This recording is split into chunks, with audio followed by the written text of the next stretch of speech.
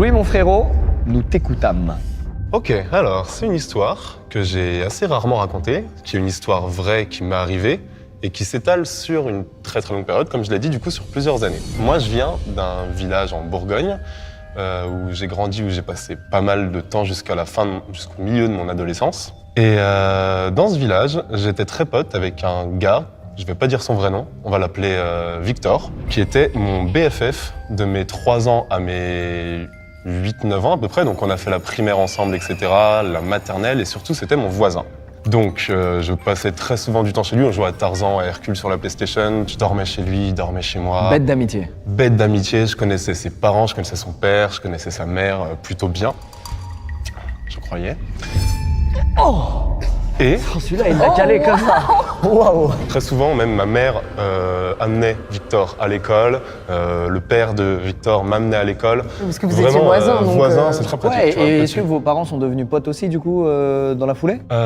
Étonnamment, pas tant que ça, mais ils se connaissaient. Ils buvaient des cafés ensemble, ils buvaient des bières ensemble, mais ils faiait pas des repas de voisins, c'était pas la grande fête mais non plus. bon, ils se connaissaient. Tu bois une bière de temps en temps quand c'est l'été et que le voisin est dehors et toi aussi, quoi. Donc là, j'ai 8 ans, je suis en CE2, CM1, mes souvenirs sont un petit peu flous forcément, tu vois, genre 8 ans. C'est il y a longtemps, évidemment. Je raconte surtout ce dont je me souviens, plus lié à ce que j'ai réappris en relisant l'histoire, parce que c'est une histoire qui est maintenant de notoriété publique.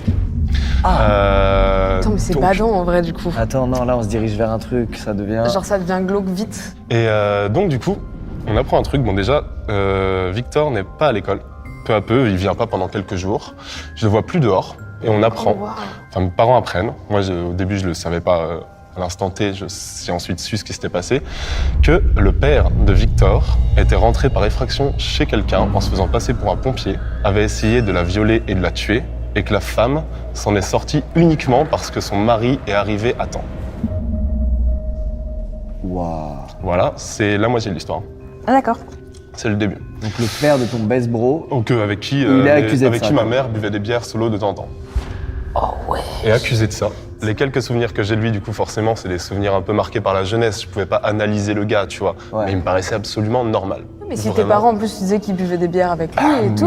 Mes parents n'ont jamais imaginé que le mec soit à ce point-là parce que c'est pas fini. Du coup, le mec fait de la tôle pendant 1 an. 1 an seulement, c'est une tentative d'agression sexuelle, c'est pas un viol. Il a juste traumatisé une personne pour le restant de ses Oui, jours, voilà, c'est tout. tout. C'est simplement. incroyable. Non, et c'est bon. C'est incroyable. Moi-même, quand j'ai relu l'histoire, j'étais en mode attends, ça se trouve, c'est mes souvenirs qui ont juste déformé le truc. Il a forcément fait plus de tôle, il a fait 1 an. Putain. À partir de là, j'ai plus eu aucune nouvelle de Victor.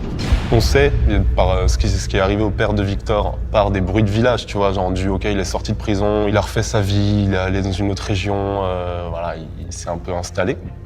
Et encore 10 ans plus tard, donc là j'ai 18 ans, on apprend qu'en fait, quand il a fait son année de prison pour tentative d'agression, les flics ont relevé ses empreintes digitales, son ADN, etc. Et en Bourgogne, il y a beaucoup de meurtres non résolus. Ils ont comparé l'ADN avec une enquête non résolue de Bourgogne qui datait de 96, soit 1 an avant que ce mec rencontre mes parents, soit 1 an avant que je passe des nuits chez lui dormir. Le mec a violé et tué de 123 coups de couteau une gamine de 20 ans. 123. Le mode opératoire, du coup, je me suis renseigné un peu après, est horrible. C'est vraiment, tu repères ta victime, tu vois dans quel bar elle va, tu la chopes, tu la mets dans une voiture, tu violes, tu tues. Ma mère, évidemment, terrifiée, parce que suffisait d'une pulsion du gars. Elle et s'est à dit, tout ça aurait moment- pu être moi, quoi. Ah bah bien sûr. Puis, tout le monde, tu vois, même moi, je me suis dit, apparemment, il avait vraiment une haine des femmes et il s'attaquait vraiment que aux femmes. En fait, c'est horrible parce que, genre, à la place de ta mère, tu dois juste te refaire tout dans ta tête. Toutes les fois où t'aurais pu, toutes les fois où il aurait pu te faire du mal. Je pense que premier truc d'une mère, tu te dis, putain, mais je l'ai laissé amener mon gosse à l'école. Ah oui, bah oui. Genre, à tout moment, protection d'enfant, tu dis ouais. putain, Et il après, était tu te avec dis un surtout, fou. en fait, le mec, genre voilà, il voit que la voiture de mon père est pas là, il rentre à la maison, À chaque comme il a instant. fait, effraction, puis viol et meurtre, quoi. Tu vois. Donc arrive ce truc, il s'est acté, hein. Il a tué cette gamine en 96 de 123 coups de couteau après un viol. Parce qu'ils ont retrouvé de l'ADN là-bas. Ils ont retrouvé de et l'ADN. Ils ont comparé les deux. C'est et ça. ok. C'est Il ça, à la a- base, cette affaire, c'était une cold case. Et lui, il a avoué du coup. Il a avoué. Ah ouais, en il plus. a avoué. Il a avoué après un procès de 2 ans. On sait que c'est lui. Il est condamné à perpète, ce qui aurait peut-être dû être le cas la première fois, tu me diras. Et du coup, moi, pendant ma jeunesse, et avec ma mère juste à côté, on était plusieurs fois à côté d'un mec qui a tué quelqu'un de 123 coups de couteau et j'ai passé des heures dans sa maison à jouer avec son fils. Et t'as des nouvelles de son fils? Absolument pas. On est encore amis sur Facebook, mais on s'est jamais reparlé vraiment depuis ça. Et petite question qui peut paraître un peu con, parce que ça peut arriver des fois que c'est le cas. Le fils, je me doute qu'il savait pas, mais est-ce que la femme était au courant? Alors au procès, au début, elle l'a défendu apparemment. Le premier procès pour agression sexuelle. Tu vois. Ah, sur la fille qui s'en est sortie. Sur la fille qui s'en est sortie, elle l'a défendu. Et quand il a fait 1 an de prison, je pense que Victor n'a eu aucune nouvelle de lui. Je pense que sa femme non plus. Et est-ce qu'il y en a eu d'autres, genre? Est-ce qu'on sait s'il a avoué d'autres crimes ou s'il y a que lui? Parce que quitte à ce qu'il ait plus perpète... C'est une grosse question. Tu vois, c'est une grosse question puisqu'il y a quelque chose qui s'appelle les disparus de l'A6, dont le crime qu'il a confessé fait partie et qui sont tous des cold cases. Pour l'instant, on n'a aucune certitude de est-ce qu'il est lié à d'autres affaires ou pas. Chacun va se faire son avis. Je pense que les tests ont été faits ou sont en train d'être faits parce que il a été mis à perpète il y a assez peu de temps, il y a moins de 4 ans. Hein. Okay. Ah oui. Donc il y a encore des affaires ouvertes et fermées qui vont être réouvertes, je pense. Okay. Mais en tout cas, à tout moment, on sait qu'il a tué quelqu'un et on ne sait pas si on parle d'un serial killer ou pas. Ouais. Mais en tout cas, on parle de quelqu'un qui était prêt à recommencer. Ouais, nous, en tant que casu, on se dit, bon, le man, il a fait ça une fois. Il a retenté des années plus tard sur une femme qui s'en est sortie heureusement. Ouais. Mais à quel moment ce gars il s'arrête, tu vois ce que je veux dire? Tout indique que. 123 coups de couteau, c'est surtout la sauvagerie du truc. C'est ça que je me dis, moi. C'est incroyable. 123 coups de couteau, c'est que le mec il avait vraiment de la haine, tu vois. Il y a un truc. Paraît-il que c'était principalement une espèce de haine et de peur des femmes. Tu vois, il s'est réfugié derrière ça pendant le truc. C'est vraiment la peur des femmes, c'est l'incel originel, tu vois. C'est le patient zéro de l'incel, tu vois. Et il considère en fait que les femmes lui doivent quelque chose. Putain, c'est un vrai fait divers vénère là. Putain, tu détruis la vie de quelqu'un, mais tu détruis la vie des autres gens qui sont avec toi, en fait. Tu niques la vie de ta famille. Ah bah bien sûr. Ça en remettra jamais. Et tu vois, de se dire, 1 an, 2 ans plus tôt, le mec faisait ça. Et il arrivait à rester seul, mater ses matchs de foot en buvant des bières avec sa femme à côté pendant que je jouais avec son gosse, sans aucun problème. Attends, mais moi j'ai du mal à faire une surprise à quelqu'un pour son anniversaire, à pas vendre la mèche. Mentir, genre. Ouais, bah oui. Lui, il a passé... tu vis avec ça, oui. Tu vis avec ça. Peut-être dans le déni, peut-être que pour lui, il a rien fait de mal. Sa femme avec qui il était marié de base, même son fils, ils doivent se dire, est-ce qu'il m'aimait réellement ou est-ce que c'était juste une image pour donner à la société? Une couverture. Ouais, couverture. Parce que c'était un backup. Il avait une manière de faire qu'il a reproduit en fait la deuxième fois où il a voulu agresser la meuf. Là. Ah bien sûr, le premier meurtre en 96 était hyper réfléchi. C'était du prémédité. Donc c'est pas un fou qui claque comme ça. C'est pas un fou. C'est ça qui est badant. C'est un mec qui... Il y a une méthodologie quoi. Et c'est pour ça. Ça c'est vraiment les trucs de serial killer. J'étais gamin, donc j'ai pas pu voir, mais dans ma tête vraiment le mec était normal. Le plus flippant dans cette histoire pour moi, c'est pas tant ce qui s'est passé, c'est la projection de ce qui aurait pu, tu vois. De ce qui aurait pu se passer, du fait que vraiment j'étais en contact permanent d'avoir avec été aussi proche d'un gars comme ça. C'est une angoisse de dire ok, j'ai vraiment passé 5 ans à côté de ce type quoi. Ce mec ressemble à tout le monde. Ouais. Et ce mec fait des trucs comme ça. C'est comme tu dis un mec marié, je sais pas pourquoi dans l'inconscient il y a un truc rassurant. Ouais. Tu vois, alors il que est casé, ça il est veut dans son... rien dire, ça, mais vraiment rien quoi. Tu t'es retrouvé au cœur d'un fait divers, putain c'est rare. C'est ça. C'est un ouf. gros fait divers. Ouais. Horty, c'est ton tour. Quelle légende vas-tu raconter, Horty? Eh bien, moi, je vais vous parler de la légende de la maison de Winchester.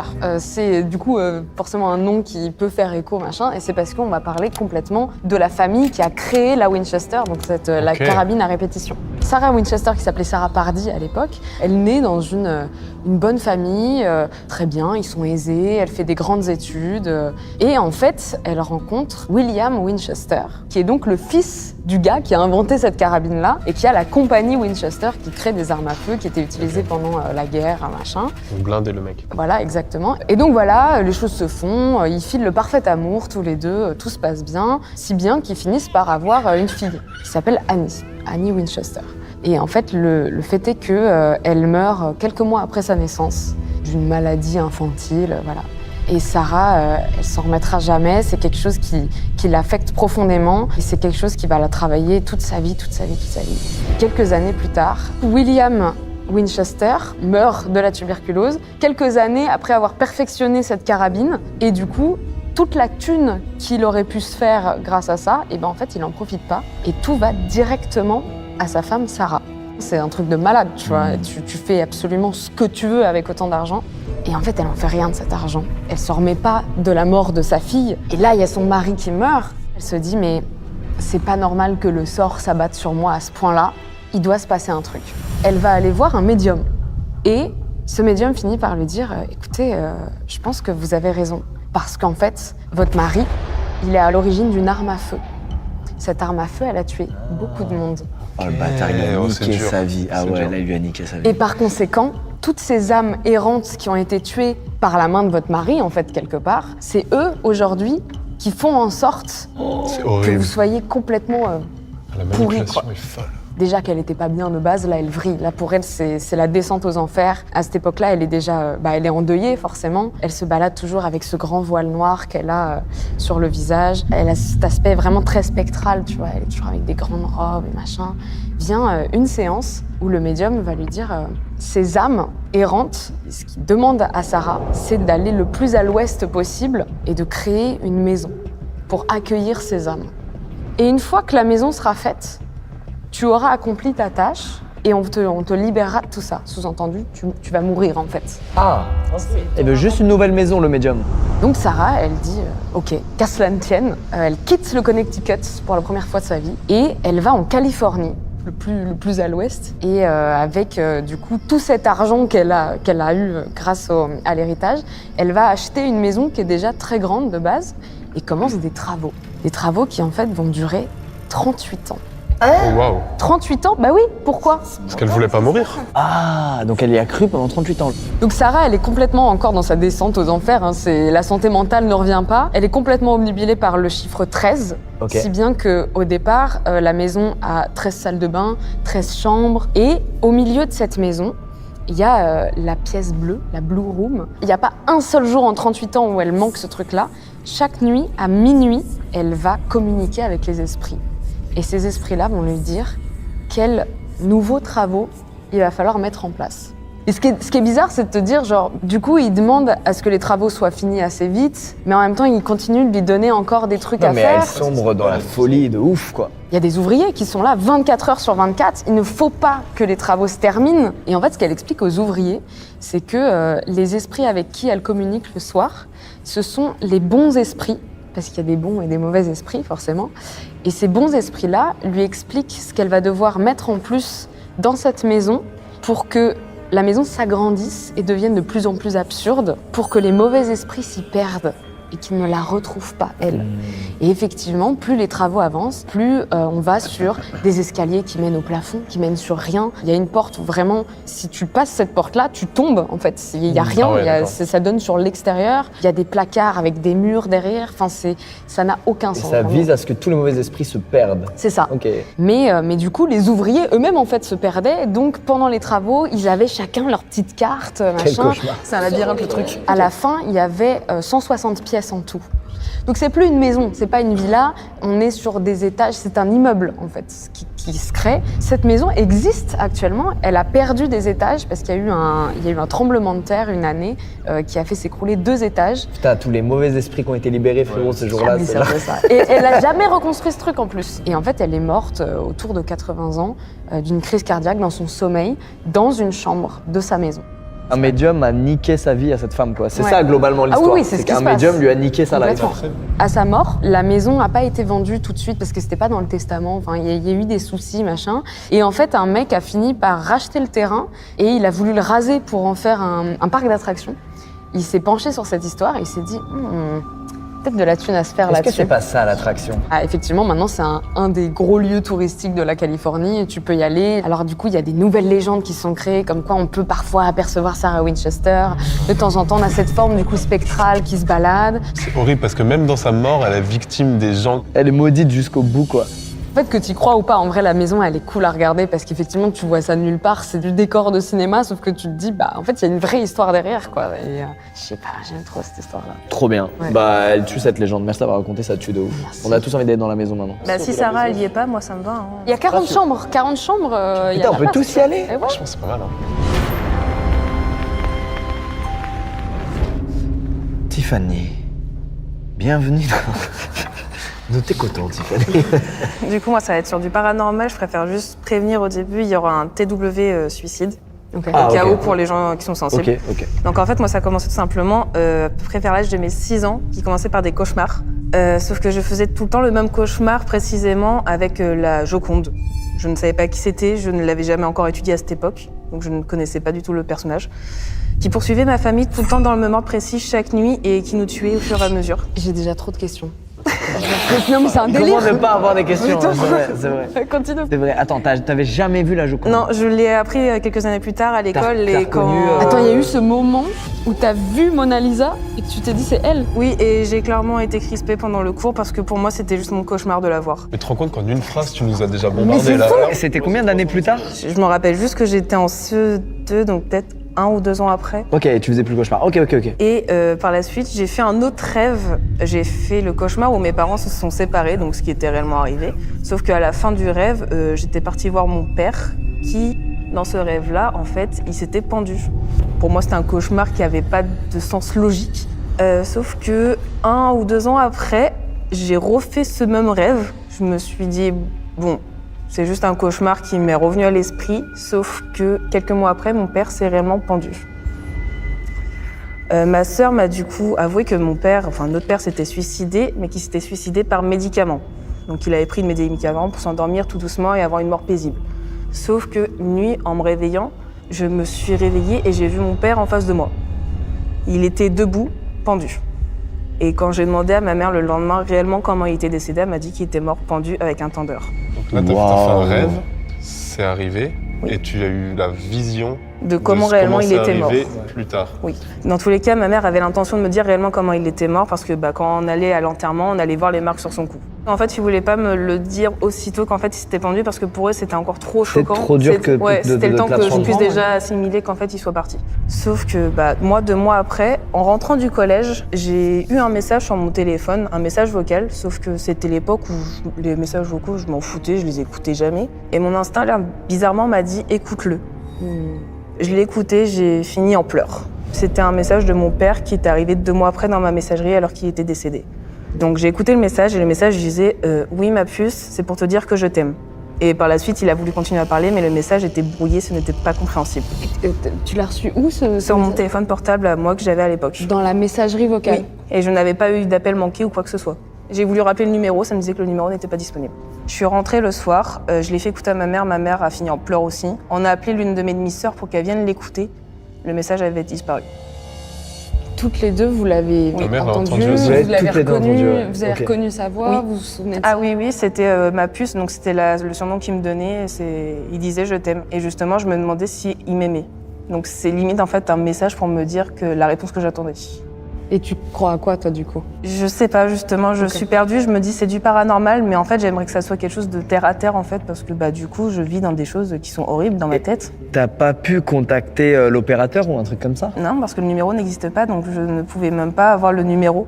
Mais, il n'est pas attribué quoi. Non, c'est justement j'ai voulu le rappeler parce qu'il a été attribué et qu'il l'est plus. Ce qui s'est passé par la suite, c'est les mois, même les années sont passées où il se passait des choses bizarres chez moi.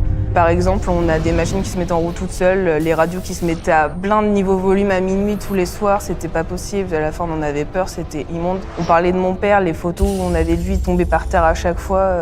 Ah ouais. C'est des coïncidences. Oui, c'est des grosses coïncidences. Donc à force, c'était horrible. J'ai continué à faire des cauchemars par la suite par mes traumatismes, de ce que j'avais peur. On a été voir un magnétiseur une fois. Il nous avait dit que en fait, j'étais sûrement reliée à ces choses. Je ne saurais pas forcément donner de nom. Il m'a mis une barrière une première fois qui m'a protégée. Sauf que quand mes cauchemars ont recommencé, je suis retournée le voir et depuis, je ne fais plus de cauchemars.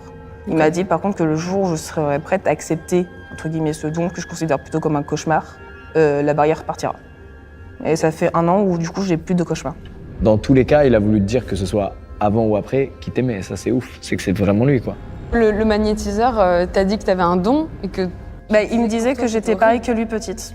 Ok. Et moi je lui dis non, j'en veux pas. C'est vrai que généralement dans ce genre d'histoire, les gens vont plutôt être en mode un peu apaisé presque. Toi j'ai l'impression que c'est pas du tout le cas. Non, parce qu'en fait c'est quelque chose que j'accepte toujours pas et je veux m'en débarrasser. Et dans ta vie, à toi, c'est un truc dont tu parles aux gens ou... Non, parce que j'ai tendance à passer pour une folle. Ouais, c'est ça que je me dis. Je peux pas me mettre à ta place, mais j'imagine que si j'avais un truc, même 20% de ce que t'as vécu, j'aurais du mal à me dire les gens vont me croire quoi. Comment tu l'interprètes aujourd'hui? Sachant que t'es sûr de ce que t'as vu et tout, toi, tu vois. Je préfère me dire que c'est une coïncidence. Ok. Je préfère me dire plus que c'est du terre à terre que me dire que c'est du paranormal, parce que si je me dis qu'à chaque fois il se passe un truc que je vais me dire c'est du paranormal, en fait je vais plus vivre. Parce que c'est un truc qui te suit, le paranormal du coup. Ouais, c'est même avant que du coup j'ai même la première barrière que j'ai eu avec mon magnétiseur, j'allais dans des églises, j'étais dans un état pas possible, je pouvais tomber par terre parce que j'étais pas bien. Ah ouais. C'est un truc récurrent en fait. Oui. Mais on est dans une abbaye là, mais c'était. C'est vrai qu'on est dans une abbaye. Là. Oui, c'est vrai que là, du coup, Ouais, là, on est j'ai dans ma une barrière. abbaye, Un an plus tôt, t'étais en train de vomir. Ah bah là, c'était pas fait, non, je n'ai pas. Ah ouais. Je savais que c'était une abbaye, je disais non. Ah waouh. Mais c'est intéressant ton cas parce que tu as subi le fait d'être dans ce truc mystique, là où normalement les gens, ils sont en recherche d'être comme ça. Ouais. Tu vois, bah, c'est non. ça que je trouve intéressant, Oui, c'est oui. que ton cas, c'est l'autre sens. Il y a c'est- beaucoup de gens qui voudraient être à ta avoir place ce en fait. don-là. Et toi, t'es là genre, Et non. toi, t'es en rejet complet. Je viens d'y repenser sur le fait, par exemple, des cadres. Il y a quelque chose dans ma chambre que j'ai supprimé totalement, que je ne veux plus voir, c'est les miroirs. Ah ouais. Ah ouais. Parce que quand je me réveille, ça pouvait m'arriver avant que j'ai mes barrières, je pouvais voir quelqu'un dans mon miroir. C'est mythique. Waouh, je pense que t'es la personne qui est le plus dans le mystique que j'ai vu de toute ma vie. En fait, je vais plus être sensible à quelqu'un qui le subit et qui est en mode j'en ai trop marre, que quelqu'un qui en a fait son métier, qui est là à dire Qui aux vend gens des livres. il y a un truc chez toi, qui vend des livres, Ouais. qui, tu vois, là pour moi c'est escroc Oui, pur non, et bien dur. sûr. J'aurais aimé avoir une vie d'enfance Bah ouais, normale, avoir des nuits normales, à la rigueur dire à ma mère, maman, il y a un monstre sous mon lit, quoi. Tous les trucs que je comprends pas, tu vois, je les fuis de fou et je suis un peu violent à l'égard du truc, je tu vois. comprends. Mais là, ça me chamboule un peu ton approche et ce que tu racontes et dans tout ça, c'est vraiment intéressant, je trouve. Une personne qui est dans le mystique Ouais, c'est hyper et intéressant. qui le subit, ça je l'ai pas vu venir. Pour le moment, je suis plus, donc Mais en tout cas, je croise les doigts. Je suis content que tu nous dises que depuis un an, t'es trop bien, Ouais, tu dors tant bien, mieux. tout va bien. Ah bah oui, mes nuits, ça passe nickel, là. C'est Ah. trop bien. Bon, j'ai une histoire à vous raconter. Comme je vous le disais, je lis énormément de témoignages dans tous les sens. Et celui-ci, il a particulièrement attiré mon attention parce que c'est très atypique, c'est très chelou. Ce qui est arrivé à cette personne qui s'appelle Cléo et à sa petite cousine qui s'appelle Megan. C'est arrivé quand elles étaient très jeunes, elles avaient seulement 10 ans. À l'époque, Cléo, elle est en vacances chez ses grands-parents et sa grand-mère lui propose un truc très cool, à savoir d'aller avec sa petite cousine, Megan, dans une sorte de Club Med. Comme ça, vous visualisez bien. En gros, un centre où il y a des terrains de basket, une piscine, des trucs à faire, tu vois. La grand-mère les y emmène et elle leur dit, bah écoutez, je reviens vous chercher dans 4 heures. Donc c'est une petite après-midi agréable. Livrée elle-même. Entre cousines, livrée elle-même. Bah après, tu sais, Club Med, c'est aussi fait pour pouvoir accueillir. Oui, il y a des monos. Ouais, enfin, c'est pas Club Med, mais c'est un centre d'activité, donc c'est fait pour quoi. Mais ce jour-là, petit détail, le centre, il est particulièrement vide. Et pendant 2 heures, en gros, elles vont jouer à chat, mettre des paniers, se raconter des trucs, voilà. Au bout de 2 heures, elle commence à un peu se faire chier, donc elle décide de faire une nouvelle activité, à savoir aller à la piscine. Et il y a une maître nageuse, qui est la première personne qu'elle croise dans ce centre. En 2 heures? Oh ouais, Oh, il n'y a personne. Ah oui, il y a Il y personne. a quoi. personne dans le centre, Ok. quoi. Ça vous étonne qu'elle soit un peu livrée elle-même, et c'est normal, Oui, c'est puisque c'est parfaitement atypique. Et cette fameuse maître nageuse ne fait pas exception à la règle, ça veut dire qu'au lieu de rester devant la piscine pendant que Cléo et sa petite cousine nagent, en fait, elle va faire des rondes. Bon bah trop bien, on peut encore plus s'amuser, Ah on oui, est livré elle a à 10 nous-mêmes, ans, tu vois, ouais. quand t'es enfant, c'est genre, c'est super quoi. Et elles se mettent à faire des concours d'apnée. La trop bonne idée. Elles vont en faire plein à la chaîne avant de se faire démonter par la maître nageuse qui revient dans l'enceinte de la piscine. Elles se prennent une clim méritée. Tant mieux. Mérité. Et puis pendant qu'elles prennent une décision sur ce qu'elles vont faire ensuite, il y a la maître nageuse qui revient leur parler et qui d'un coup est méga sympa. Elle leur dit écoutez, j'ai un truc pour vous, c'est le sauna. Vous voulez faire un petit tour au sauna? Et donc, Elle tu sais, dit ça à des gamines de 10 ans? elle les amène dans le sauna, elle leur dit bon bah vous avez de la chance, il n'y a pas grand monde aujourd'hui, vous êtes tranquille, vous allez voir ça défonce, tu vois. Elle ouvre la porte du sauna sur laquelle il y a un logo avec vraiment marqué interdit aux mineurs. Et oui, il faut savoir que les saunas c'est interdit aux Ah, mineurs. je savais pas. Ouais, sauf si t'es accompagné d'un adulte. À la plus grande surprise de Cléo, une fois que les deux sont assises dedans et que cette fameuse maître nageuse a réglé le sauna, elle se casse. C'est qui cette meuf? Cléo est pas sûre, mais pour elle, elle a cru entendre un bruit de serrure quand la meuf s'est barrée. Mais elle est pas sûre. Mais elle est pas sûre, tu vois, parce qu'en même temps, c'est une enfant de 10 ans et il y a une maître nageuse qui vient de l'accompagner dans un sauna. Elle n'a aucune raison d'être en stress, de faire attention. Surtout Elle, qu'elle s'est fait engueuler avant. elle se dit, oui, en plus, et elle se dit juste, bizarre. Le mood est bizarre, ouais. Le bois est chaud, la température monte, tu vois, elle commence à vivre ce truc de putain, il fait vachement chaud et c'est sec, waouh. Et au bout de 15 minutes, Cléo se lève et dit bon, c'est fini. Elle pousse la poignée et vous vous en doutez, Évidemment. ça souffle pas. Cléo en mode peut-être que c'est bloqué la porte, je sais pas, il y a un truc bizarre, vas-y je vais tenter de mettre des coups d'épaule. Mais elles n'arrivent pas à ouvrir cette putain de porte quoi. C'est impossible de l'ouvrir. Sauf que ça fait 30 minutes maintenant qu'elles sont dans le sauna. Je me rends pas compte. Normalement au bout de... Si tu tiens 20 minutes déjà, franchement t'es fort. Ouais. Elle commence à avoir des symptômes tu vois. C'est-à-dire que quand ça fait 30 minutes que t'es dans un sauna aussi chaud et qu'en plus t'es un enfant, quand tu respires, t'as l'impression que tes poumons ils brûlent tu vois. L'air il est chaud de malade. Et c'est ça ta première douleur. Donc là elles se disent, c'est pas possible, il y a un problème, tu vois. Elles bourrinent la ville, elles hurlent et tout. Et la maître nageuse, au loin, réapparaît. Elles font putain, yes, elle nous avait oubliés, c'est bon, on est sauvés. Sauf que la maître nageuse, au loin, elle reste au bord de la piscine et elle regarde pas vers le sauna. Il n'y a rien à regarder en plus. Il n'y a rien à regarder, il n'y a personne à surveiller, personne n'est dans la piscine. Et puis elle se barre, la maître nageuse. Là, Cléo se dit, mais c'est pas possible, tu vois, genre qu'est-ce qui se passe quoi. Elle essaie de rassurer Meghan tant bien que mal, sachant que Meghan, elle est maintenant allongée par terre sur sa serviette et elle est immobile, genre elle est en train globalement de s'évanouir quoi. Faut se dire que là, le bois il est tellement chaud, elles ont tellement plus d'eau sur elles du tout qu'elles peuvent même plus s'asseoir en fait sur le banc, tu vois. Sinon ça te crame, tout te crame en fait à ce stade. Horrible. Et là Cléo elle se dit je vais mourir. Je suis déshydratée, je suis en train de brûler. Quand je respire, ça me brûle, c'est fini quoi. Et par miracle, à la 45e minute passée dans ce sauna, il y a un vieux monsieur qui fait son apparition et qui par chance se dirige non pas vers la piscine mais vers le sauna. Ce vieux monsieur prévient la maître nageuse qui du coup fait de nouveau son entrée dans le champ de vision de Cléo et qui vient lui ouvrir le sauna qui, devinez quoi, était verrouillé à clé. Ah oui, là, elle est sûre. C'est-à-dire que là, quand elle revient et qu'elle ouvre le sauna, elle déverrouille à clé, tu vois, clac, clac. Elle ouvre la porte, le vieux monsieur rentre à l'intérieur. Malgré tout, elle se lève, elle puise dans leur force, tu vois. Elle se lève, elle se précipite vers la porte et la maître nageuse referme la porte avant qu'elle sorte. Et referme à clé la porte. Pardon, du sauna. Face à ce spectacle immonde, le vieux monsieur, lui... rappelle la maître nageuse et lui dit « Oh, elles veulent sortir, qu'est-ce que vous faites quoi? Laissez-les sortir. » Donc la maître nageuse se retourne, elle soupire, elle rouvre, elle les laisse sortir et elle dit rien quoi. Et le vieux, lui, il a pas vu tout ce qui vient de se passer.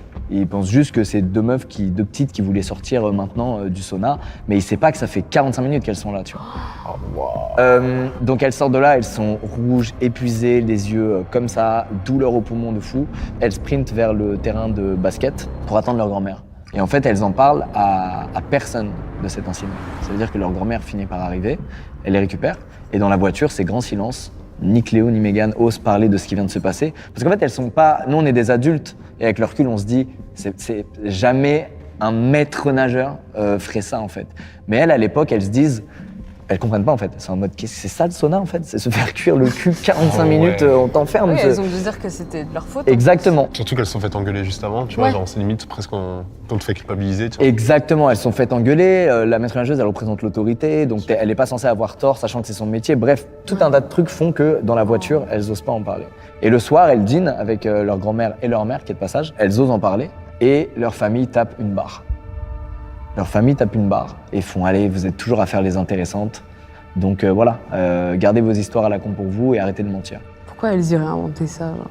Et encore aujourd'hui, leur famille ne les croit pas en fait sur cet événement. Oh là là. Et elles sont en mode, mais je sais ce que j'ai vu et je sais qu'on m'a enfermé dans ce fucking sauna et que j'ai failli mourir parce qu'un être humain n'est pas fait pour être à 55 degrés pendant 1 heure, tu vois. Elle a surtout surtout Cléo la grande qui l'avait, elle a encore vécu plus intensément que Meghan parce qu'elle comprenait mieux ce qui se passait vu qu'elle est plus âgée et qu'elle avait sa petite cousine sous sa responsabilité, donc c'est double stress, double éveillement, tu vois. Et elle raconte que même aujourd'hui, dès qu'elle commence à avoir chaud, elle est genre en méga panique, enfin tu vois, c'est un vrai trauma en elle. C'est un vrai truc d'être, je sais pas si vous avez déjà eu l'occasion d'aller dans un sauna une fois dans votre vie, tu vois, je pense. On l'a tous tenté, non, même jeune dans des centres. J'ai cru que t'allais dire, je sais pas si vous avez eu l'occasion d'avoir des traumas. Non, ça vous en avez tous. On en a tous, arrêtez. Et la grand-mère, elle a pas vu en la récupérant, genre qu'elles étaient sûrement toutes rouges, toutes transpirantes. Bah la grand-mère, elle était en mode c'est le soleil, tu vois, c'est un truc qui faisait trop beau, elles étaient en terrain de basket depuis 4 heures, elle s'est dit bon... tu veux faire confiance à qui que ce soit quand l'autorité même ne te croit pas quand t'es petite. C'est horrible, je trouve ça horrible. C'est une vraie épreuve psychologique, c'est pour ça que je trouvais cette histoire vachement intéressante. Et puis ce truc de la maître nageuse qui est censé être un métier stylé où tu sauves les gens qui fait l'inverse, je trouve ça terrifiant. Ouais, c'est vraiment une histoire anti-adulte, quoi. Et oui, voilà, chers parents, écoutez vos enfants. Vraiment, ça vaut le coup des fois de creuser. Et si c'est un mytho, en vrai, vous allez le trouver en 2 secondes, vous allez savoir que c'est un mytho.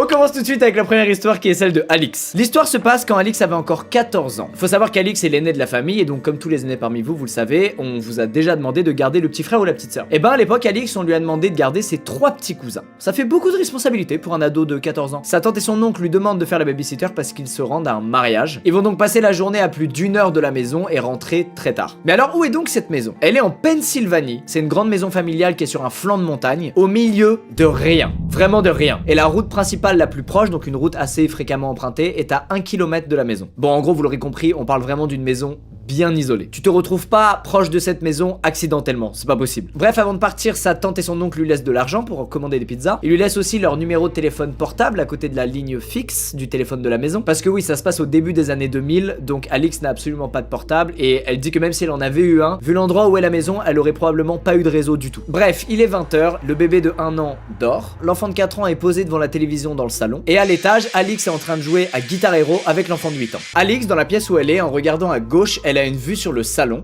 dans lequel donc il y a l'enfant de 4 ans qui est posé devant la télé. Et en regardant à droite, il y a une fenêtre qui mène sur une allée. Quand on prend à droite cette allée, en arrivant devant la maison, il y a un abri à voiture qui est prévu pour pouvoir se garer là. Mais cette allée, elle continue aussi un peu plus loin et elle fait le tour, elle passe aussi derrière la maison. Sauf que personne ne vient jamais en voiture derrière la maison puisque ça sert à rien, étant donné qu'ils utilisent l'espace arrière comme cour de récré pour les enfants. Donc il y a plein de jouets qui traînent, il y a souvent des enfants dehors qui jouent. Bref, que ce soit l'oncle et la tante de Alix ou tous leurs amis, personne n'amène jamais sa voiture derrière la maison. Dans cette cour de récré, il y a évidemment un garage, mais qui en réalité ne stocke aucune voiture, c'est plus l'atelier de l'oncle d'Alix dans lequel il bricole. Et dans ce garage, il y a une porte qui mène à l'intérieur de la maison. Maintenant que vous avez tout ça en tête, petite avance rapide. Il est plus 20h, il est 22h, il fait nuit noire. Alix est toujours avec son cousin en train de jouer à Guitar Hero. Et sur sa droite, il y a une lumière à travers la fenêtre qui attire son œil. Alix, elle pense dans un premier temps que sa tante et son oncle sont de retour plus tôt que prévu. Sauf qu'en tendant la tête, elle s'aperçoit que c'est pas du tout les phares du monospace de sa tante, mais que c'est les phares d'un énorme truck. Elle a donc jamais vu ce véhicule et en plus de ça, elle comprend que le véhicule n'est pas en train de se garer sous l'abri à voiture qui est devant la maison, mais il est en train de continuer son chemin dans l'allée pour arriver derrière la maison. Elle en déduit donc immédiatement que cette personne n'est pas une habituée des lieux et qu'elle est jamais venue ici. Alix descend dans le salon et elle prend immédiatement le téléphone de la ligne fixe pour appeler le 911, la police. Elle a même pas le temps d'avoir un opérateur au téléphone qu'elle entend la porte du garage être secouée violemment. Elle comprend donc vite la situation. Un inconnu essaie d'entrer dans la maison, dans laquelle il y a juste elle et ses 3 petits cousins dont elle doit s'occuper. Et là, soulagement pour Alix, elle a enfin un opérateur au téléphone. Opérateur qui va rapidement lui expliquer qu'il y aura personne sur place avant 30 minutes puisque la maison est complètement perdue au milieu d'une montagne. L'opératrice lui dit qu'elle va la garder en ligne pendant ce temps et elle lui demande aussi le numéro de sa tante pour la prévenir, pour qu'elle rentre plus tôt que prévu du mariage. Alix se retourne pour prendre le papier que sa tante lui a laissé, papier sur lequel il y a le numéro de téléphone de sa tante, et en se retournant, elle voit à travers une fenêtre un homme. Et cet homme, il est en train de lui sourire, comme si la situation l'amusait. Alix, elle est complètement terrorisée, et avant même qu'elle puisse dire quoi que ce soit à l'opérateur, il y a Jake, son petit cousin, qui regarde l'inconnu dehors en disant « Monsieur Jim ?»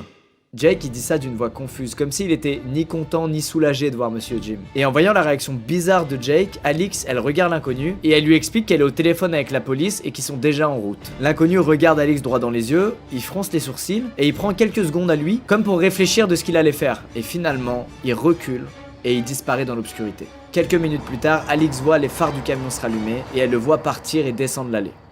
En rentrant, l'oncle d'Alix était apparemment furieux contre ce monsieur Jim. Et la tante d'Alix, elle, semblait très en colère contre l'oncle d'Alix de pas avoir déjà réglé ses histoires avec monsieur Jim comme elle le lui avait déjà demandé. En fait, Alix, elle le savait pas à l'époque, elle a compris beaucoup plus tard, mais son oncle, il avait un problème d'addiction à une drogue, et ce monsieur Jim, c'était le dealer de son oncle. Et ce dealer, il avait apparemment pas été payé depuis un petit moment. Et il était donc venu pour foutre le bordel et faire pression sur monsieur Jim pour qu'il le paye. Sauf que c'est pas sur monsieur Jim qu'il est tombé, c'est sur Alix, 14 ans, qui s'occupe de 3 enfants, seul dans une maison isolée. Et en plus, ce dealer apparemment prenait du plaisir à terroriser une enfant. C'est terrible, j'aurais jamais assumé. Bilan de cette histoire, avant de faire du babysitting et de garder vos petits cousins, soyez au courant des histoires de vos oncles et tantes. Hein. Voilà, un mec qui vient toquer pour embrouiller l'oncle, sauf qu'il tombe sur toi, voilà, c'est vite arrivé. Il est maintenant temps de passer à la deuxième histoire, celle de Coralie, qui n'a rien à voir. C'est une histoire qui s'est passée en 2017 quand Coralie avait 19 ans. À l'époque, elle vit dans l'une des nombreuses banlieues résidentielles de sa ville. Elle explique qu'à l'époque, elle est un peu naïve, elle considère qu'elle vit dans un endroit qui est hyper safe, qu'il est jamais rien arrivé de mal dans sa résidence, etc. Et du coup, elle fait des trucs qu'elle se permettrait plus de faire aujourd'hui. Alors c'est pas du tout des trucs de ouf, hein, c'est juste sortir ou rentrer tard quand il fait nuit, seul. Mais cette année-là, il y a 3 trucs de bizarres qui lui sont arrivés. Et le dernier de ces 3 trucs a radicalement changé son comportement. Un soir, Coralie, elle sort assez tard des cours, il est aux alentours de 22h. Elle prend le bus, elle descend à l'arrêt de bus le plus proche de chez elle. Elle a étudié toute la journée, il est tard, elle est clairement fatiguée et pas très attentive à ce qui se passe autour d'elle. Mais en se dirigeant vers son immeuble, elle remarque quand même qu'elle vient de passer à côté d'une personne accroupie dans le noir. Évidemment, ça l'a un peu fait bader, elle a pas pris le temps de s'arrêter, elle s'en fout, chacun sa merde. Et puis un peu plus tard, quand elle s'apprête à se coucher, elle entend des bruits de bagarre qui viennent de l'extérieur. Coraline, elle habite au 2e étage, donc elle se dirige vers sa fenêtre pour l'ouvrir et demander si tout va bien. Et le temps qu'elle l'ouvre, il y a plus un bruit à l'extérieur. Bon, Coralie, elle va clairement pas descendre et aller dans la rue voir si tout va bien. Elle envoie juste un message au propriétaire de son appart pour le prévenir de ce qui vient de se passer, de ce qu'elle a entendu. Et puis elle va se coucher. Et là, il va rien se passer pendant plusieurs semaines. Mais un soir, il est tard, Coralie part de chez elle pour aller faire des courses avant que ça ferme. Et sur le retour du chemin des courses, en marchant vers son immeuble, elle voit de nouveau quelqu'un accroupi, cette fois près d'un buisson, près de son bâtiment. Et cette fois, cette personne accroupie, elle est face à Coralie et elle la regarde. Coralie, face à ça, elle sait pas trop quoi faire et elle fait naïvement un signe de main. Et la personne qui la regarde, elle, ne réagit absolument pas à ce signe de main. Coralie se dirige vers son bâtiment, elle passe à quelques mètres de cette personne et puis elle arrive à rentrer chez elle dans son appartement et tout va bien. En fait, dans ce genre de situation, c'est très compliqué de réaliser qu'il se passe un truc anormal et alarmant. T'es très souvent dans le méga déni. Tu continues à faire ta vie, tu fais comme si ça existait pas et là, c'est exactement ce que Coralie, elle fait. Elle envoie donc une nouvelle fois un message à son propriétaire pour lui dire au fait, j'ai revu la personne que j'ai vue il y a 4 semaines qui était immobile accroupie. Et son propriétaire lui répond qu'il a reçu plusieurs messages d'autres locataires qui lui ont signalé la même chose. À partir de là, 3 mois passent sans qu'elle retombe sur cette personne. Jusqu'au 3e incident qui, cette fois, n'a pas laissé Coralie indifférente. Ce soir-là, Coralie, elle est chez elle avec son mec et ils viennent de s'embrouiller. Son mec est saoulé, il décide de rentrer chez lui et Coralie se voit mal le laisser rentrer chez lui seul. Comme il habite pas très loin, elle décide de le raccompagner chez lui à pied. Et sur le chemin du retour, quand Coralie est seule, elle tombe une nouvelle fois sur cette fameuse silhouette, qui est cette fois non pas accroupie dans un buisson, mais debout sous le réverbère au milieu de la route. Sauf que là, Coralie, pour rentrer chez elle, elle doit vraiment passer à côté de lui et elle le sent pas du tout. Du coup, elle s'est cachée derrière un arbre en attendant qu'il dégage. Et là, les minutes passent, mais le mec ne bouge pas. Il reste là, debout au milieu de la route, à regarder au loin. Elle arrive pas du tout à comprendre ce qu'il veut parce que c'est incompréhensible, quelqu'un qui est immobile au milieu d'une route sous un lampadaire. Enfin, qu'est-ce qu'il fout quoi? Sauf qu'après 30 minutes à attendre derrière l'arbre, Coralie, elle a envie de rentrer chez elle. Et donc, elle se dit bon, franchement, j'abuse. Le mec, il est juste là debout à regarder des trucs, je m'en fous. Qu'est-ce que je raconte? Je suis parano. Elle se relève donc et elle se met à marcher vers son bâtiment en essayant d'avoir l'air le plus neutre possible. Elle s'approche doucement de cet inconnu et puis elle arrive à son niveau. Et en passant à côté de lui, elle a un vieux feeling. Elle se dit, je le sens pas, je vais courir maintenant. Et au moment où elle se met à courir, le mec derrière lui crie dessus. Coralie, elle court de toutes ses forces sur le gravier, et dans sa course, elle a l'impression d'entendre du gravier bouger derrière elle, comme si le mec lui courait après. Elle réussit à rentrer dans le bâtiment, à fermer la porte, et elle trace jusqu'au 2e étage, jusqu'à chez elle, et elle appelle immédiatement la police. Et d'ailleurs, elle appelle pas que la police, elle appelle aussi ses voisins dont elle a le numéro, des membres de sa famille, son mec, bref, tout le monde est au courant de ce qui vient de lui arriver. Les jours passent, Coralie ne sort plus quand il fait nuit, elle est quand même bien choquée de ce qui vient de lui arriver, et c'est normal, c'est choquant. Et puis elle a des news de son propriétaire. Il a pu se procurer les images de vidéosurveillance de l'incident survenu quelques jours avant, et malheureusement, Coralie n'a rien inventé. Sur les images de la vidéosurveillance, on voit bel et bien l'inconnu courir après Coralie, et se jeter dans un buisson juste après que Coralie ait réussi à rentrer dans son bâtiment. Et à partir de là,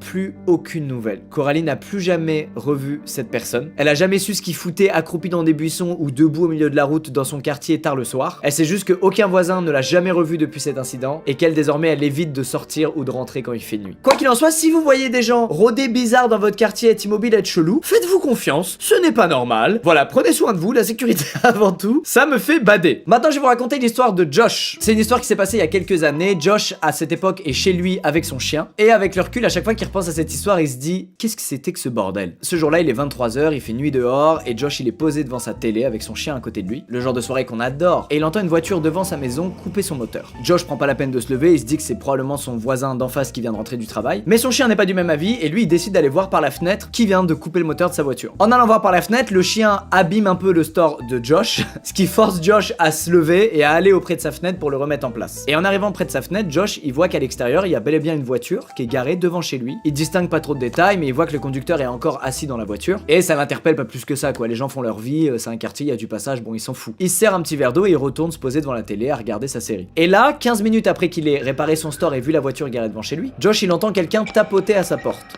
Il précise, il entend pas toquer, il entend tapoter, c'est genre très léger. Josh met en pause sa série pour mieux entendre et son chien, lui, va s'asseoir devant la porte d'entrée. Et c'est là qu'il entend tapoter cette fois non pas à la porte d'entrée, mais à sa fenêtre. Josh se lève, il va écarter 2 lamelles de son store pour voir qui est à la fenêtre, et avant même qu'il ait le temps de distinguer le visage de cette personne, elle retourne tapoter à la porte d'entrée. Et cette fois, le tapotement, il va durer plusieurs dizaines de secondes. Et comme il attend pas de visite et que c'est pas du tout le genre de sa famille ou de ses amis de lui faire des surprises et de débarquer chez lui, il comprend que là, il se passe un truc bizarre. Du coup, il fait un move très malin, il ouvre ni la fenêtre ni sa porte d'entrée, il monte à l'étage de chez lui et il ouvre la fenêtre à l'étage. Il voit donc l'inconnu qui est en bas de chez lui et il lui dit bonjour, vous voulez quoi? Et ce mec lui répond que c'est le livreur de la pizza, qu'il a sa margarita et qu'il lui doit 20 $. Et là, Josh, il se sent méga con. Et immédiatement, il se dit, putain, mais en fait, le mec a tapoté parce qu'il est 23 h et il voulait pas faire trop de bruit pour les voisins, c'est tout. Par contre, Josh n'a pas commandé de pizza. Et il le fait savoir. Il dit au gars, mec, je suis désolé, mais j'ai pas commandé de pizza. Mais le livreur check son téléphone et lui dit, écoute, mec, je suis bel et bien à la bonne adresse. Je fais juste mon taf, descends et ouvre la porte. Sauf que même s'il fait sombre sur le palier de Josh, Josh voit bien que dans ses mains, il a rien, le mec. Et là, l'échange va durer un petit moment et Josh n'en démord pas. Il lui dit, frérot, je n'ai pas commandé de pizza, soit t'as la mauvaise adresse, soit tu t'inventes une vie et tu n'es pas livreur de pizza. Et là, malgré tout ce que Josh va pouvoir dire à ce mec va pas arrêter de lui dire, allez, descends, ouvre-moi la porte, donne-moi ce que tu me dois et prends ta pizza s'il te plaît. À tel point qu'au bout d'un moment, le voisin de Josh, celui qui habite en face, donc de l'autre côté de la voiture garée, sort de chez lui pour voir ce qui se passe parce qu'il entend du bruit depuis plusieurs minutes. Et en voyant ça, le livreur de pizza fantôme, immédiatement, retourne à la voiture, la démarre et se casse. Et c'est la fin de l'histoire de Josh. Encore à ce jour, Josh, il comprend pas ce qui s'est passé ce soir-là. Que voulait ce gars? Est-ce que le gars était peut-être dans une phase où il était complètement déséquilibré, il pensait vraiment qu'il venait livrer une pizza? Est-ce qu'il avait une stratégie malsaine derrière? Il fait genre que c'est un livreur et en fait, il rentre chez toi et il fait je sais pas quoi? Josh n'a aucune réponse, voilà. Il raconte juste ça en mode, les gars, il m'est arrivé ça. C'est quoi cette merde? Merci, au revoir. On commence par la première histoire, celle de Sonia. Il y a 5 ans, les grands-parents de Sonia décèdent et elle hérite de leur maison. La maison est belle, elle est spacieuse, mais le deuil est très douloureux et la maison lui rappelle ses grands-parents à Sonia. Ça lui rappelle qu'ils ne sont plus là et ça la rend triste, donc elle la met en vente. Alors elle va pas la mettre en vente dans son jus, comme on dit, elle va la mettre en vente après l'avoir vidée, donc pour ça, elle va y passer tout un week-end de nettoyage, de rangement intensif. Bref, week-end visant à montrer la maison sous son meilleur jour. Pendant ce week-end, elle fait aussi un petit état des lieux pour voir ce qui est fonctionnel ou ce qu'il faut changer et devinez ce qui ne marche pas. La serrure de la porte arrière de la maison qui donne sur la cuisine. Bref, on est lundi, la maison est nickel et les visites commencent. La première, c'est un couple avec un bébé qui ont malheureusement trouvé la maison trop vieillotte pour eux, elle est peut-être encore un peu trop dans son jus. La deuxième visite, c'est celle d'un couple de retraités qui a un peu le comportement genre que beaucoup de gens parmi nous je pense ont en visite. C'est-à-dire que pendant la visite, ils font genre que c'est grave cool, qu'ils sont grave intéressés et après la visite, ils donnent zéro news. Clairement, ils ont pas aimé. Juste, ils ont eu pitié pour Sonia et ils ont pas osé lui dire que la maison n'est pas ouf selon eux. La troisième visite, c'est celle qui nous intéresse, est celle d'un homme qui a une 50aine d'années. Cet homme explique venir visiter la maison pour y emménager avec sa femme et sa fille. Et contrairement au couple de retraités, il pose beaucoup de questions sur la maison, ce qui est typiquement le comportement d'un futur acheteur. Il fait attention à tout et il remarque évidemment le petit problème de serrure sur la porte arrière de la maison. Sonia lui explique qu'elle va réparer la serrure dans la semaine et il lui dit qu'il reviendra pour une seconde visite avec cette fois sa femme et sa fille. C'est la fin de cette première journée de visite, Sonia elle est crevée mais en même temps elle est contente puisqu'elle a probablement trouvé un potentiel acheteur. Elle sort s'acheter à manger, elle revient dans la maison, elle se fait couler un bain. Après son bain elle se rend dans sa chambre et là, ses sous-vêtements propres qu'elle avait préparés avant de se lancer le bain ne sont plus sur son lit. Elle comprend pas, elle se met à les chercher et puis elle les voit là, posés sur sa commode à 1 mètre du lit. Pour elle, c'est clairement une faute d'étourderie, elle est extrêmement fatiguée parce que je vous rappelle qu'elle est en deuil, donc les nuits passées, elle a pas très bien dormi. Et puis elle sort d'une journée de visite où elle doit être au max, où elle doit méga bien vendre la maison. Bref, elle se dit qu'il est clairement temps de dormir et elle se met au lit. Le matin, elle se lève, elle commence à préparer ses affaires pour quitter la maison et rentrer chez elle pour retrouver son mari et ses enfants. Mauvaise surprise en descendant au rez-de-chaussée, Sonia voit que la porte arrière de la maison est entrouverte. Contrairement aux sous-vêtements, pour elle, il n'y a pas de doute, elle n'a jamais ouvert cette porte. En tout cas, elle a aucun souvenir de l'avoir pas refermée. Mais, la serrure étant cassée, elle se dit que c'est peut-être le vent, la nuit, qui l'a légèrement entrouverte. C'est possible. Tu ne regardes pas assez de traits d'horreur, Sonia. Et là, elle repense à sa dernière visite avec cet homme d'une 50aine d'années. Elle se dit, mais ces questions c'était chelou un peu quand même. Le mec lui a demandé par exemple si la maison était bien isolée au niveau du bruit parce que sa fille joue et quand elle joue elle fait beaucoup de bruit et il voudrait pas déranger les voisins. Un peu plus tard lors de la visite il lui a avoué qu'il était très content que la maison soit plutôt grande parce qu'il adore faire des cache-cache avec sa fille. Bon pourquoi pas, moi perso depuis Conjuring je ne fais plus de cache-cache dans une maison, c'est fini. Pour le moment rien de bizarre, juste un mec attentionné envers sa fille et ses futurs voisins. Mais Sonia repense à un truc qui s'est passé un peu plus tard lors de la visite. Comme il arrêtait pas de lui parler de sa fille, elle lui a posé des questions tout naturellement pour en savoir un peu plus sur sa fille, pour créer un échange, un peu de complicité avec un potentiel acheteur. Et donc elle lui a demandé quel âge elle a. Et quand elle lui a posé cette question, le mec a réfléchi plusieurs secondes avant de lui dire 15 ans. Sur le moment, Sonia, elle a pas percuté, mais pendant son petit déj, le lendemain, elle y repense et elle se dit mais attends, quelle fille de 15 ans joue à cache-cache avec son père? Et surtout, quelle fille de 15 ans joue bruyamment avec des jouets comme le mec le lui a indiqué? Sonia finit son petit déj en étant très mal à l'aise parce qu'elle comprend, elle sent qu'il y a un truc qui cloche quand même, et elle décide de quitter la maison parce qu'elle a plus rien à y faire et surtout elle est de moins en moins à l'aise à l'intérieur. Elle a beaucoup de routes à faire pour rentrer chez elle, donc avant de sortir de la maison, elle décide de faire un dernier pipi. Mais avant d'aller aux toilettes, qui sont à l'étage, elle fait une dinguerie. Elle sort donc de la maison par la porte d'entrée, la porte principale, en fermant à clé derrière elle, et puis elle re-rentre dans la maison de manière discrète par la porte arrière, celle qui donne sur la cuisine. Et au moment où elle passe la porte, elle s'arrête net parce qu'elle entend du bruit à l'étage. Et puis elle entend quelqu'un descendre les escaliers en courant. Et ce quelqu'un, c'est l'homme d'une cinquantaine d'années de la dernière visite de la veille. Elle le voit puisqu'il vient descendre les escaliers, il est dos à elle et il a un couteau à la main. Heureusement il se retourne pas, il ne la voit pas, il court vers la porte d'entrée principale et il se met à la taper avec son poing en hurlant putain de merde. À ce moment là Sonia est tétanisée, elle se dit putain mais j'avais raison depuis le début, il y avait bel et bien quelqu'un ici. Le mec est à seulement 4 mètres d'elle, s'il jette un coup d'œil derrière lui, elle est foutue, mais elle garde son sang-froid et elle sort de la maison silencieusement en passant par la porte de derrière, la porte de la cuisine. Une fois dehors, elle sprint vers sa voiture, heureusement garée dans la rue collée à la maison. Elle roule et elle se gare 2 rues plus loin pour directement appeler la police tout en regardant non-stop autour d'elle au cas où le mec l'ait vu ou l'ait entendu sortir de la maison. La police arrive seulement quelques minutes plus tard, sauf que en arrivant évidemment le mec n'est plus dans la maison. À cause de cette maudite serrure cassée, Sonia n'a pas pu enfermer le mec dans la maison. Du coup il s'est enfui par la porte arrière et la police n'a jamais réussi à le retrouver ou à avoir des nouvelles. Après ces événements, Sonia a fait installer une caméra dans la maison, elle a fait changer aussi la serrure de la porte arrière et félicitations Sonia, elle a réussi à vendre la maison. Bref Sonia, on est ravis qu'il ne soit rien arrivé ce jour-là et GG l'instinct. Je réalise de plus en plus en racontant ces histoires que je n'ai aucun putain d'instinct. Moi la porte entrouverte, j'aurais 100%, je me serais dit ah mais c'est moi, j'ai oublié, qu'est-ce que je suis bête. J'aurais jamais eu le moindre doute sur une potentielle présence. Je serais pas là pour raconter l'histoire, voilà, je vous le dis, je serais out. Messieurs dames, il est temps de passer à la deuxième histoire, celle de Charlotte. C'est une histoire assez vieille puisqu'elle s'est passée en 2004 et à l'époque Charlotte n'a... Je vous ai... Excusez-moi mais je mets mes mains comme ça, c'est... Pour qui je me prends? À l'époque, Charlotte n'a que 11 ans et elle a vécu ce truc-là avec sa maman qui lui a raconté en fait ce qui s'était passé ce jour-là des années après et c'est badant. À l'époque, sa mère est parajuriste et travaille dans un cabinet d'avocats en droit familial. Ce soir-là, sa maman est appelée en urgence pour bosser sur une affaire et donc elle doit se rendre à son bureau pour choper des documents. Elles y vont donc toutes les deux en voiture et en arrivant sur place, sa maman se gare sur le parking des bureaux et elle demande à Charlotte de ne pas sortir de la voiture. Et elle lui dit la vérité, elle lui explique qu'en arrivant, juste après qu'elle se soit garée, il y a un homme qui a traversé le parking et qui est monté dans sa voiture et qu'il est resté là à attendre les phares allumés.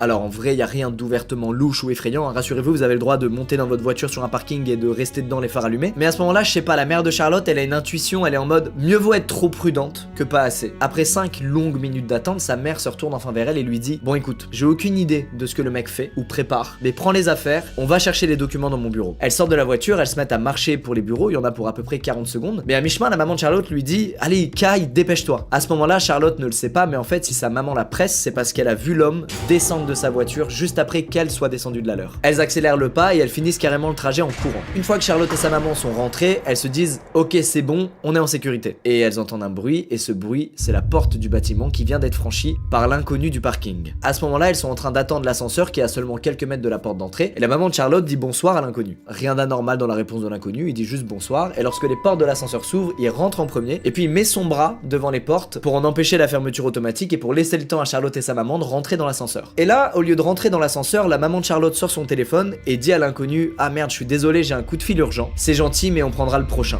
Évidemment, c'est du bluff. L'inconnu est figé et après quelques secondes, il retire son bras et les portes se ferment. Il y a plusieurs ascenseurs dans l'immeuble. Donc la maman de Charlotte rappelle immédiatement un autre ascenseur. Et le temps qu'il arrive, elle prend le temps de lui expliquer ce qui vient de se passer. Elle lui dit écoute, c'était le mec qui était dans la voiture garée derrière nous sur le parking. J'ai l'impression qu'il nous a suivis à l'intérieur. Clairement, j'allais pas nous faire monter dans un ascenseur avec lui. Donc ce qu'on va faire, c'est qu'on va prendre un nouvel ascenseur l'ascenseur, on va courir jusqu'à mon bureau, on va attendre quelques minutes pour être sûr de jamais recroiser le chemin de ce mec. Le plan se passe comme prévu et quelques dizaines de secondes plus tard, Charlotte et sa maman sont enfermées dans son bureau. Elles vont y attendre 10 minutes durant lesquelles la maman de Charlotte a l'oreille collée à la porte du bureau pour pouvoir entendre ce qui se passe dans le couloir et pour pouvoir prévoir la potentielle arrivée de l'inconnu s'il en avait vraiment après elle. Bref, 10 minutes plus tard, elle déverrouille la porte, elle tape un sprint jusqu'au rez-de-chaussée, elle retape un sprint une fois sur le parking pour rejoindre la voiture, elle passe la première et c'est ciao les bureaux. À partir de là, Charlotte ne va pas parler de cette histoire à sa mère pendant plusieurs années. 5 ans plus tard, Charlotte se souvient de ce qui s'est passé ce jour-là et elle en parle à sa mère sur le ton de l'humour. Elle lui dit putain, tu te souviens quand on a tapé une méga parano et qu'on s'est enfermé dans ton bureau pour rien? Tout ça parce qu'on matait trop de films d'horreur, haha, qu'est-ce qu'on était bête. Et là, le visage de sa mère devient tout blanc.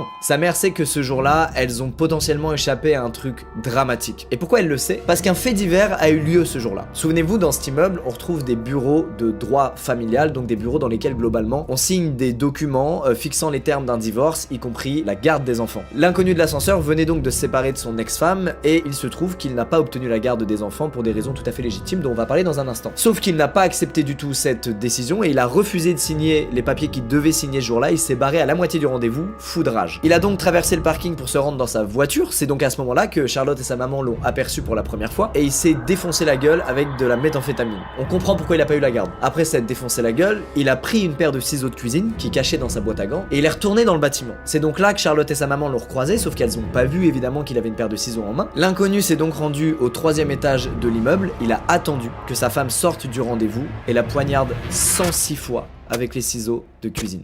Et malgré le fait que le médiateur assiste à cette horrible scène, le mec continuait de la poignarder encore et encore et encore. Bien évidemment, le médiateur appelle immédiatement la police qui met encore une fois seulement quelques minutes à arriver. Et en arrivant sur les lieux, le mec était encore dans l'ascenseur avec sa femme dans les bras. Il était en train de l'étrangler alors qu'elle était déjà morte depuis un bon moment. Ce soir-là, elles ont donc croisé la route d'un mec qui a seulement quelques minutes plus tard commis un crime affreux, un mec donc complètement taré et sous amphétamine avec qui elles allaient se retrouver seules dans un ascenseur. Personne ne sait ce qui aurait pu leur arriver ce jour-là si elles étaient montées dans cet ascenseur et si la maman de Charlotte n'avait pas eu cet instinct incroyable, cette prudence folle alors qu'il n'y avait pas tant de signes que ça qui lui montraient qu'elle était potentiellement en danger. Voilà, encore une fois, ayez confiance en votre instinct quand vous trouvez que quelque chose est louche, on n'est pas à 1 minute près, autant attendre le prochain ascenseur et éviter de se retrouver coincé avec ce genre de gros fils de chien. Pardonnez mon langage mais c'est horrible ce qui s'est passé ce jour-là. Il est temps de passer à la 3e et dernière histoire de cette vidéo, l'histoire d'Axel. Axel est français, il précise qu'il a entendu parler du Let's Not Meet FR grâce à mes vidéos. Big up à toi Axel, merci pour ton histoire, elle est incroyable. Aujourd'hui Axel a 28 ans mais l'histoire a eu lieu quand il avait 13 ans et qu'il était encore au collège. Ce jour-là il fait beau et Axel est posé dehors avec ses potes. Et l'un d'eux a un plan. Il explique qu'au pied de son immeuble se trouve une cave qui n'est pas fermée et qui serait d'après lui extrêmement glauque. Il n'y a pas de courant, il n'y a pas de lumière et il y a souvent un mec qui s'appelle Rabat qui traîne là-bas. Mais alors qui est Rabat? Rabat est une espèce de junkie qui boit énormément d'alcool et qui est connu des services de police pour plusieurs trucs, ivresse publique, conduite sous l'emprise de stupéfiants et comportement agressif et violent envers des voisins. Mais Axel et ses potes ils apprennent ça, ils se disent mais c'est génial, let's go, quel après-midi de folie. Quelques minutes plus tard ils sont devant la fameuse porte de la cave, Axel est tout à l'avant du groupe, il l'ouvre